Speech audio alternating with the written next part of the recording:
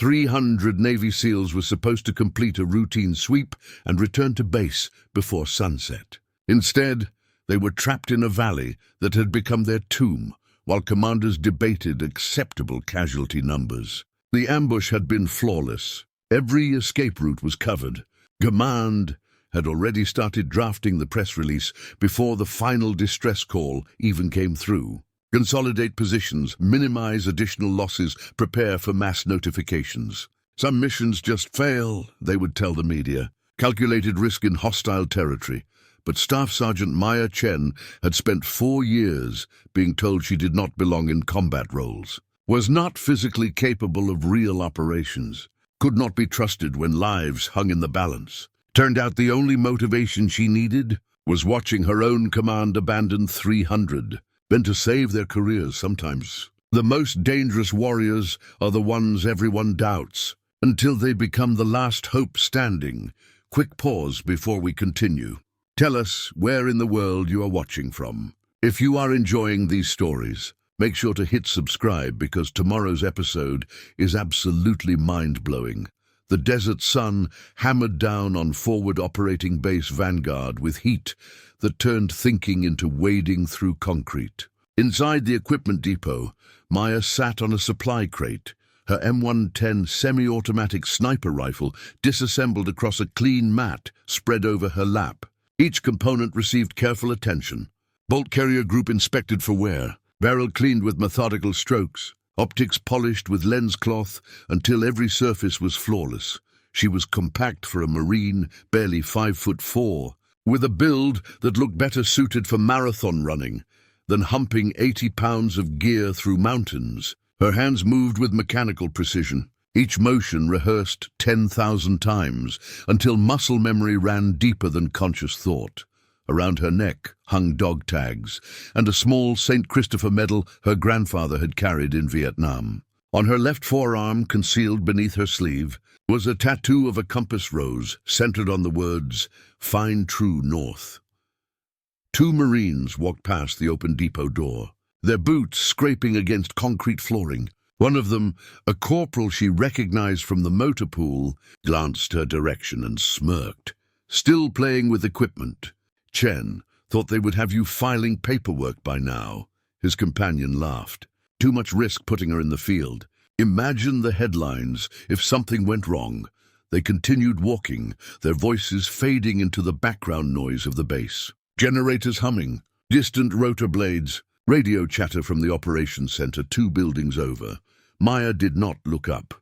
She ran a bore brush through her rifle barrel one more time, then held the weapon up to catch the light from the depot window, checking for any imperfection. Clean. Perfect. She made a notation in a small black notebook she kept in her cargo pocket. Temperature 108 degrees, humidity 9%. Wind from the west at 7 miles per hour. Barrel condition optimal. The notebook contained 4 years of data. Ballistic calculations done by hand. Wind patterns at different elevations and times of day across the desert surrounding the base. Ammunition performance variations by manufacturer and temperature. It looked like a physics journal written by someone with an obsession for detail. In reality, it was a masterclass on how to place a round exactly where it needed to go under any condition the theater could present. Staff Sergeant Marcus Kane appeared in the depot doorway, blocking the sunlight. He was everything Maya was not. 6'3", built like he lifted vehicles for exercise, with the casual confidence of someone who had never been questioned. He carried the same sniper designation she did, earned at the same school. But somehow his credentials opened doors, while hers collected dust. Briefing in 15, he said, his tone suggesting he was doing her a favor by informing her. Colonel wants everyone in the operations center. Copy that, Maya replied, reassembling her rifle with practiced efficiency. Kane leaned against the doorframe, arms crossed. Heard they finally approved the Serpent Canyon operation. Full battalion sweep. Going to be straightforward. Canyon is a natural funnel, Maya observed, not looking up from her work. Narrow entry points, elevated terrain on both sides, restricted air support corridors. Whoever controls the high ground controls everything. Kane snorted. That is why we are bringing 300 operators. Overwhelming force. Secure the objective. Back before dark. Simple. Simple usually means someone missed something critical, and that is why you are maintaining equipment while real operators are planning actual missions. Kane pushed off from the doorframe. Do not be late for the briefing. They appreciate having you there for appearances. He walked away before she could respond. Not that she would have. 4 years at FOB Vanguard had taught her that arguing only provided ammunition. Better to let them underestimate her capabilities. Let them think she was just filling quotas and checking boxes. Better to keep her skills sharp and wait for the moment when being underestimated became tactical advantage. She finished reassembling her rifle, secured it in the weapons locker, then made her way across the compound toward the Joint Operations Center. The sun had transformed the concrete buildings into ovens. Marines moved through the heat with the automatic efficiency of people who had learned to function in hostile conditions. The desert did not care about comfort. It did not care about much except teaching brutal lessons to anyone who forgot to respect it. The operations center occupied the largest climate-controlled building on base. Inside, the temperature dropped 20 degrees thanks to struggling air conditioning units that sounded like dying engines. Maps covered every wall, topographical displays of surrounding terrain, satellite imagery, drone footage cycling through different sectors. The room smelled like burnt coffee and the particular kind of tension that came from people making decisions with life or death consequences. Colonel James. Hartwell stood at the front of the room, pointer in hand, his uniform somehow still crisp despite the heat outside. He was career military in the calculated way, more concerned with performance reports than mission reality, more focused on political optics than tactical truth. But he wore the rank, which meant his decisions carried the weight of orders. 25 Marines and Navy personnel filled the folding chairs arranged in rows. Maya took a seat in the back corner, her notebook open on her lap. Pen ready. Kane sat front row, naturally, flanked by other snipers who had actually been deployed on operations. "Gentlemen," Hartwell began, then caught himself. "And Sergeant Chen, we have authorization for the Serpent Canyon sweep. Intelligence confirms a high-value target coordinating insurgent operations throughout the region. Our objective is to locate and neutralize that threat." He gestured to the main display, showing a three-dimensional map of Serpent Canyon. The terrain looked like nature had carved a corridor through solid rock, leaving a passage maybe 600 meters wide at its broadest point, narrowing to barely 200 meters at the northern and southern entrances. Maya studied the map with analytical focus. The elevated ridges overlooking the canyon offered perfect firing positions, interlocking fields of fire, limited cover on the canyon floor.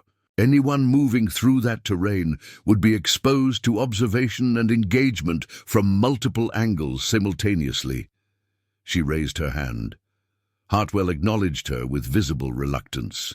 "Sergeant Chen, sir, those ridgelines provide optimal ambush positions. If hostile forces have established prepared defenses on the high ground, our forces would be exposed in a crossfire with minimal maneuverability. The northern and southern choke points create natural kill zones. This terrain configuration favors the defender significantly." The room fell quiet. Several officers turned to look at her. Kane rolled his eyes. Hartwell's jaw tightened. "Thank you for that assessment, Sergeant. However, intelligence has thoroughly analyzed this operation. The high-value target is confirmed. The tactical advantage of eliminating this threat outweighs theoretical concerns about terrain. With respect, sir, nothing theoretical about geography. The contour lines clearly show." "Sergeant Chen," Hartwell interrupted, his voice sharp, "your technical expertise is noted. However, operational strategy is above your responsibility level. I need you focused on logistics support and communication coordination, not questioning tactics developed by officers with substantially more combat experience." Major Sarah Mitchell, the intelligence officer, glanced at Maya with an expression that might have been sympathy or perhaps just discomfort at watching someone get dismissed in front of the entire command staff. Maya closed her notebook. "Understood, sir," the briefing continued. 300 SEALs from multiple teams would insert via helicopter and ground convoy at dawn the following morning. They would sweep the canyon methodically, locate the high-value target, establish security, and extract by evening. Clean operation, well-coordinated, thoroughly planned. Maya made notes anyway. Extraction routes, timeline, radio frequencies, helicopter support locations, everything she would need if things went wrong. Because things always went wrong when people confused simple with easy. After the briefing, she returned to her quarters. The space was barely large enough for a cot, a footlocker, and a small desk, where she kept her laptop and additional notebooks. Photos on the wall showed her grandfather in jungle fatigues from Vietnam, her father in desert camouflage from Desert Storm. Both of them gone now. Her grandfather to Agent Orange complications when she was 12. Her father to a helicopter crash in Iraq when she was 17. Military service was the only family tradition she had left. The only thing that connected her to something larger than herself. She had enlisted at 18, survived boot camp, volunteered for sniper training, despite every instructor telling her she was wasting everyone's time. Turned out she was better than most of them. Top of her class in marksmanship, 3rd overall in field operations. But none of that mattered when commanders looked at her and saw a liability instead of an asset. She opened her laptop and pulled up the operational maps for Serpent Canyon, studying the terrain with the focus usually reserved for chess masters analyzing critical positions. The canyon ran northeast to southwest, approximately 15 kilometers long. The ridgelines averaged 800 meters elevation above the canyon floor.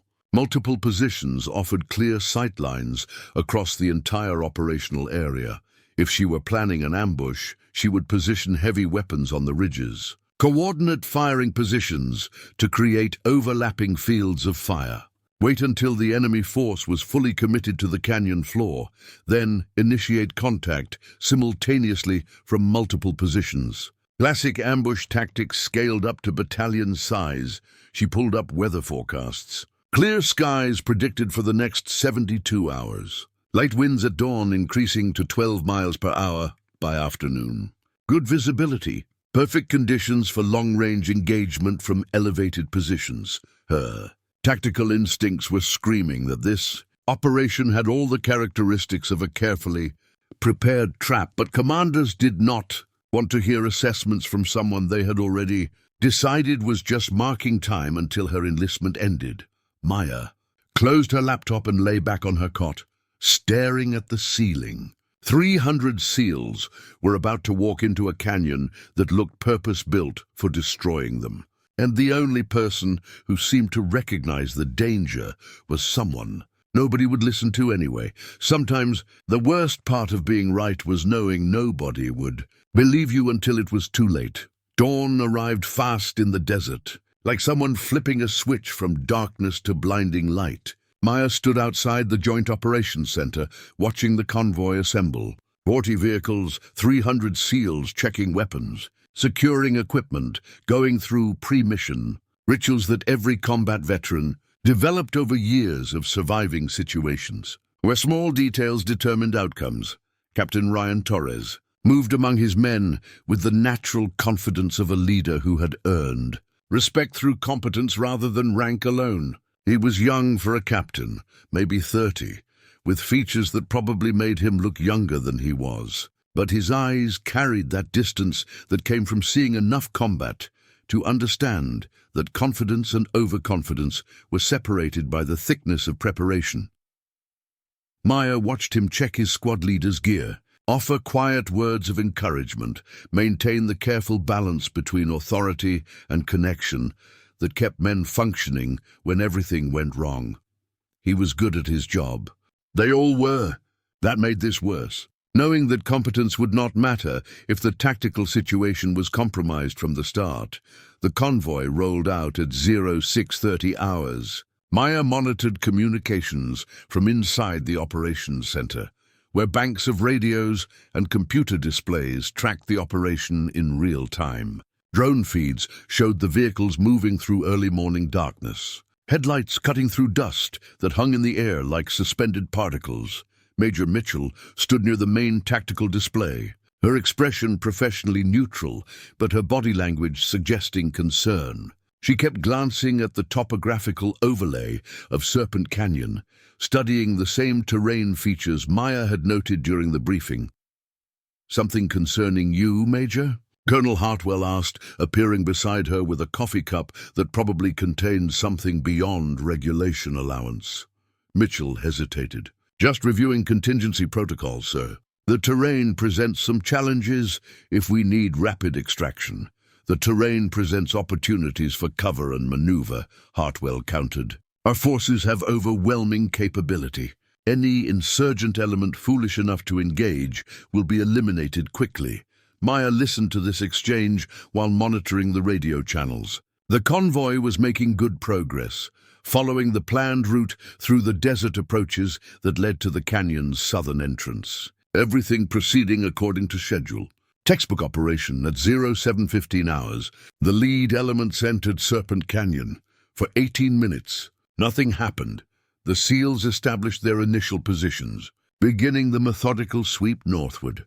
Radio traffic remained routine. Position reports, equipment checks, weather observations. The standard rhythm of military operations executed by professionals who had done this countless times before. Then the world exploded. The radio traffic transformed in an instant, going from routine to chaos in the time it took Maya's heart to beat twice. Contact left. Contact right. Heavy weapons fire from the western ridge. RPGs incoming. Multiple hostiles on the eastern slope. We are taking fire from prepared positions. They are everywhere on the high ground. Maya's tactical assessment crystallized into horrifying reality. Every elevated position she had identified as a threat was now pouring fire down into the canyon. Machine guns, rocket-propelled grenades, mortars. The SEALs were caught in exactly the kill zone she had warned about, with nowhere to hide, and enemy forces occupying every advantage the terrain offered.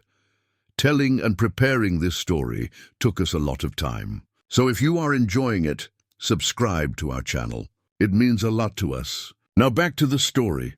The operations center erupted into controlled chaos. Officers shouting into radios, computer displays updating casualty reports, drone feeds showing the convoy scattered across the canyon floor, vehicles burning, SEALs scrambling for whatever cover they could find.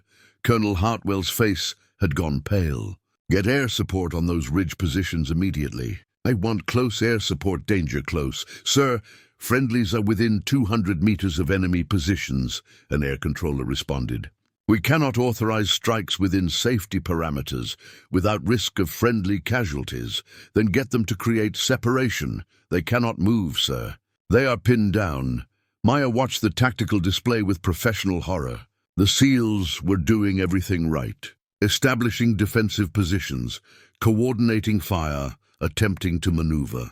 But the terrain made every option bad. They were trapped in a natural killing ground with enemy forces holding every elevated position.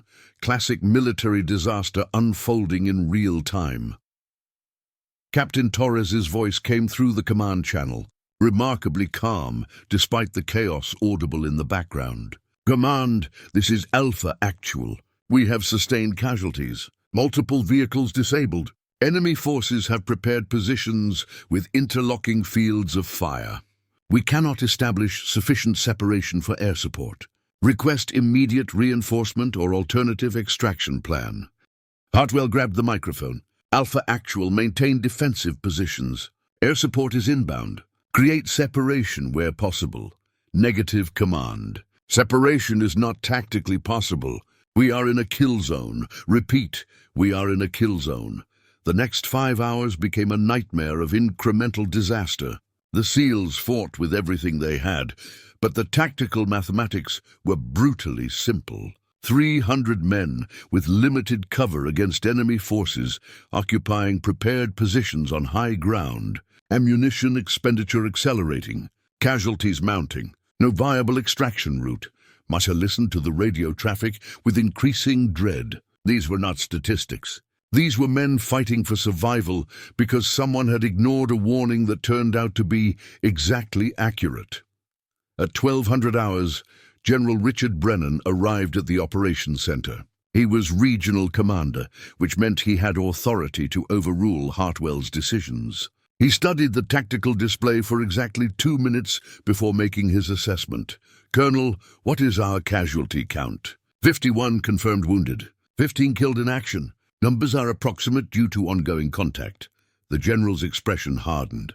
Ammunition status? Critical. They are rationing to essential engagement only. General Brennan turned to face the entire operations center.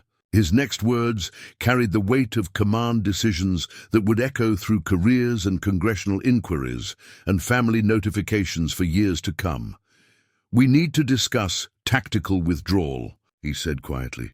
The room fell silent. Even the radio chatter seemed to diminish, as if reality itself was holding its breath. "Sir?" Hartwell's voice cracked slightly. "We have 300 men down there. We have 300 men in an untenable position with no viable extraction route. Attempting reinforcement puts additional forces at risk. We need to consider damage limitation." Maya felt something cold settle in her chest. She had heard euphemisms before. Damage limitation, acceptable losses, strategic reassessment, all the careful language commanders used when they were about to abandon their own people. Major Mitchell stepped forward. "General, those men are still combat effective. If we can, Major, I need operational assessments, not optimism." Brennan cut her off with professional courtesy that somehow made it worse. "The tactical reality is that we walked into a prepared ambush. Continuing to commit resources to a compromised operation risks compounding casualties. There are people down there." "Sir," Mitchell said quietly, "which is why I am making the difficult decision instead of the emotional one." Maya stood, unable to remain silent any longer. "General, there are alternatives." Every officer in the room turned to look at her. Hartwell's expression promised career-ending consequences. Brennan just looked exhausted. "Sergeant Chen, this discussion is above your counter-sniper operations," Maya interrupted, abandoning any pretense of military courtesy. "The enemy is coordinating from command positions on the ridge lines. Systematic elimination of key personnel and heavy weapons positions would disrupt their fire coordination. Give our people time to reorganize and create extraction opportunities. We do not have sniper assets in position." Hartwell snapped. "You have me." The statement hung in the air like a challenge. Kane actually laughed from his position near the tactical display. "You want to single-handedly counter an entire ambush force? This is exactly why you are not cleared for combat operations." Delusions of capability. Maya held his gaze. "I can make the shots, sir. I know that terrain. I have calculated the ballistics for every elevation in that canyon. Give me authorization, and I can get into position to provide overwatch." "Absolutely not," Hartwell said flatly. "General, this conversation is precisely why. How long would it take you to reach an effective position?" Brennan asked, his tone suggesting genuine curiosity rather than dismissal. Maya pulled out her notebook, flipping to her terrain analysis. 5 hours to reach Eagle Ridge. Elevation gives me clear sight lines across the entire canyon. Range to targets between 900 and 2,000 meters, depending on position. Weather conditions are favorable. Wind is predictable. I can do this." Brennan studied her for a long moment. Then he turned to the tactical display where casualty reports continued to accumulate. 300 men dying slowly while commanders debated acceptable losses. "No," he said finally. "We follow protocol. Prepare tactical withdrawal plans. Minimize additional risk. So that is an order. Sergeant Chen, return to your station." Maya stood frozen, watching the tactical display, where red indicators marked casualties among men who were being abandoned because their commanders had made mistakes and refused to let anyone fix them. Hartwell moved close to her, his voice low enough that only she could hear. "If you so much as think about going unauthorized, I will have you arrested, court-martialed, and imprisoned. Do you understand me?" "Yes, sir," she replied, her voice flat. "Good. Now get back to your station and stay out of the way while adults make decisions." Maya returned to her communications post, her mind racing. 300 SEALs were going to die because no one would authorize the only tactical option that might save them. Eagle Ridge was 5 hours from base. Another hour to get into position. By then, how many more casualties would there be? The radio crackled with Captain Torres's voice, strain finally breaking through his professional composure. "Command, ammunition critical. Casualties mounting. We need extraction now, please. Alpha actual extraction assets are being coordinated. Maintain position. Help is coming, but everyone in the operations center knew it was a lie. No help was coming. Just eventually a recovery team to collect bodies and dog tags and spend months explaining to families why their sons and husbands and fathers had been sacrificed to protect a general's career." Maya looked at the tactical display one more time, then at her notebook, then at the door leading out of the operations center toward the depot where her rifle waited. 4 years of being dismissed. 4 years of being told she was not good enough. 4 years of keeping her head down and following orders that made no sense. But orders that meant letting 300 men die were not orders. They were abandonment wrapped in professional language. She stood, closed her notebook, and walked toward the door. "Sergeant Chen, where are you going?" Lieutenant Walker called after her. "Restroom, sir," she replied without breaking stride. She walked out of the Joint Operations Center into the brutal desert sun. The base continued its mechanical operations around her. Generators, vehicles, Marines, moving through the heat with purpose. Maya walked directly to the equipment depot. Sergeant First Class Park was on duty, reading a paperback novel with a worn cover. "Need to sign out my rifle," she said. "Range qualification." Park barely looked up. "Bit hot for range time. Best time to train is when conditions are hardest." He shrugged and pushed the sign-out sheet across the desk. Maya filled it out with her usual neat handwriting. Equipment: M110 rifle, ammunition, rangefinder, communication equipment. Purpose marksmanship qualification. Everything by the book, right up until the moment she walked past the range and headed for the motor pool instead. A Humvee sat idling near the gate, prepared for a supply run to an outpost 20 kilometers north. Corporal Fletcher was checking the vehicle's fluid levels, going through pre-departure protocols. "Change of plans, Corporal," Maya said with calm authority she absolutely did not have. "Need transport to observation post Sierra." "Priority tasking?" Fletcher looked uncertain. "Ma'am, I do not have orders for—" "Orders are being processed. This is time-sensitive communications equipment repair. Radio relay for the operation in Serpent Canyon."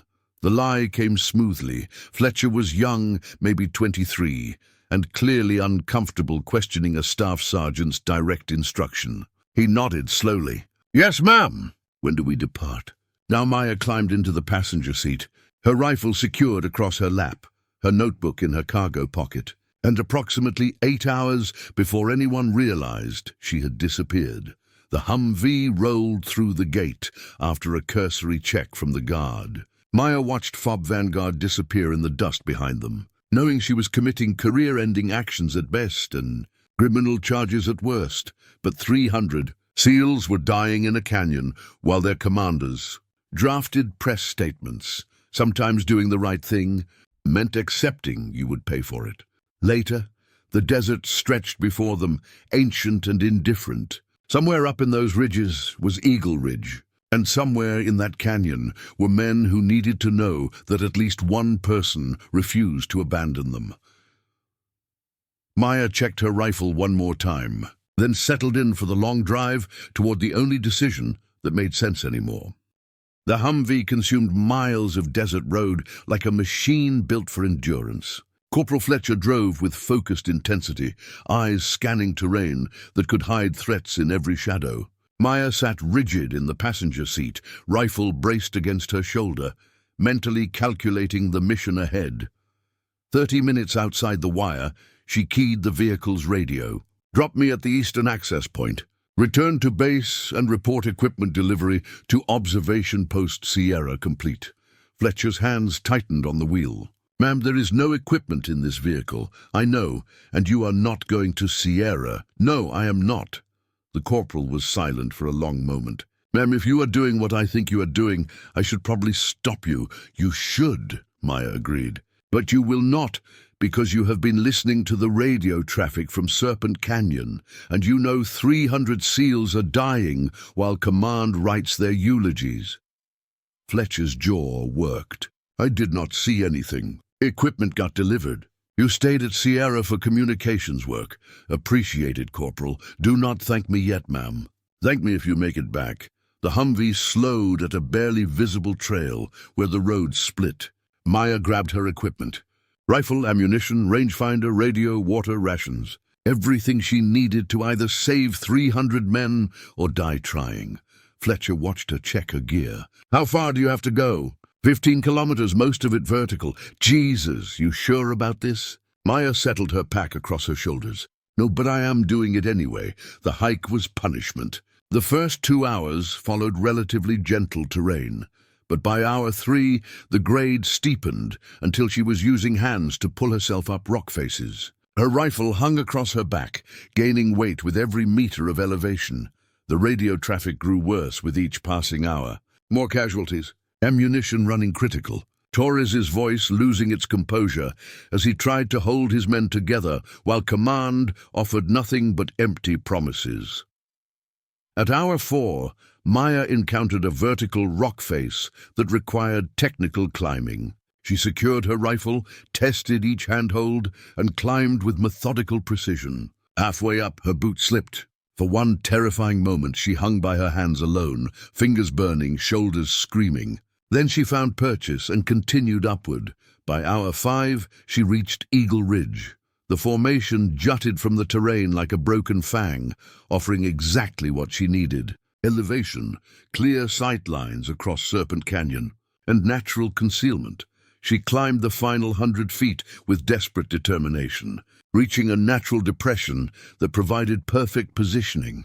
She deployed her shooting mat, retrieved her rifle, and began systematic survey of the canyon below. Through her optics, Serpent Canyon revealed itself in devastating detail. Burning vehicles scattered across the floor. SEALs clustered in defensive positions wherever terrain offered minimal protection. Enemy forces occupied prepared positions along both ridges, their muzzle flashes visible even in afternoon sun. Maya began mapping targets methodically. Heavy weapons first, then command elements, then precision shooters. Each target received notation in her book. Range, elevation, wind compensation, priority ranking. She keyed her radio to the SEAL frequency. Any station, any station. This is Sierra Whiskey. I have overwatch position, with clear sightlines across your operational area. Authenticate and I can provide precision fire support, Silence answered her. Then Torres's voice, cautious and confused. Sierra Whiskey, authenticate your unit and authorization. Maya hesitated. Alpha Actual, I'm a Marine sniper operating without command approval.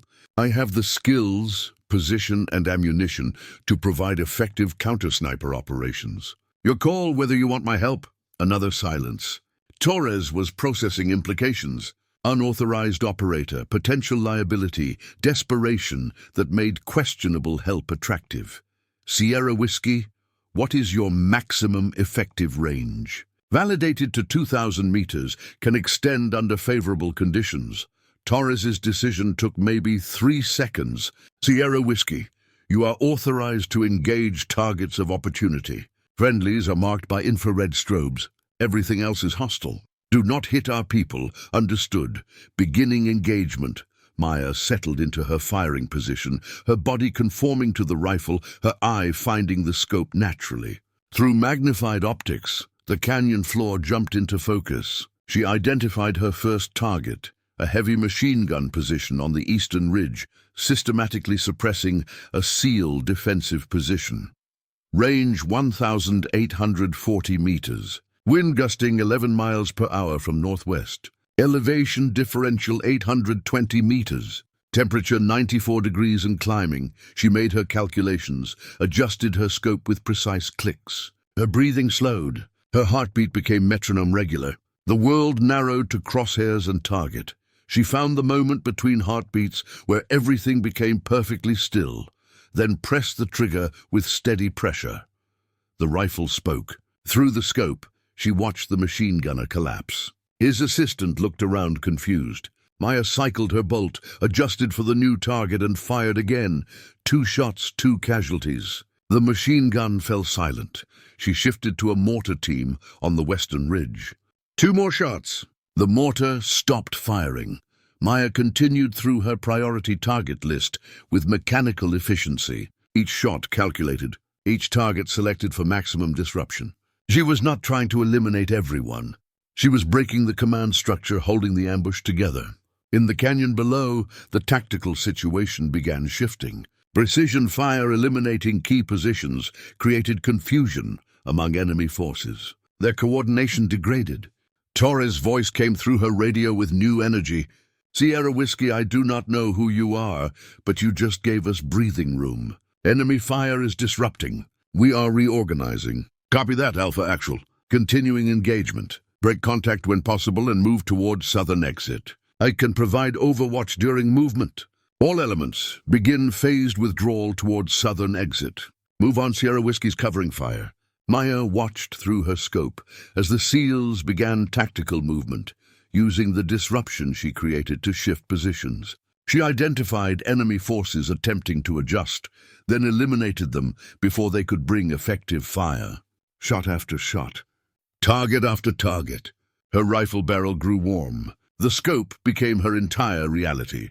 Hours passed. The sun began its descent. Maya had fired 87 rounds, achieving 83 confirmed eliminations. Her ammunition was depleting, but the SEALs had consolidated into defensible positions and were executing organized withdrawal.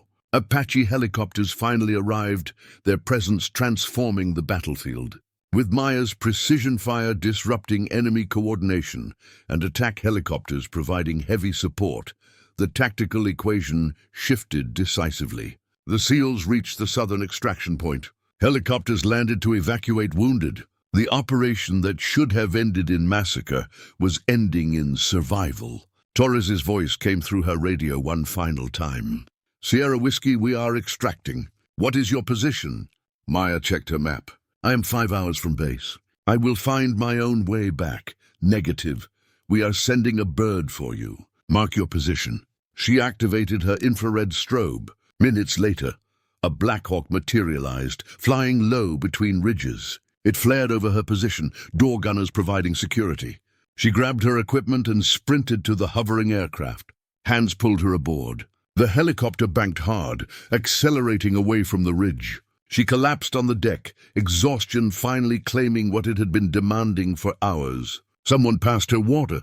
A familiar, weathered face appeared. Staff Sergeant Kane, his earlier arrogance replaced by something like respect. "That was incredible shooting, Chen. You saved them all." Maya closed her eyes. Just did what needed doing. The helicopter carried her toward FOB Vanguard, and whatever consequences awaited. She had defied orders, operated without authorization, and saved 300 lives that command had written off. The political fallout would be severe.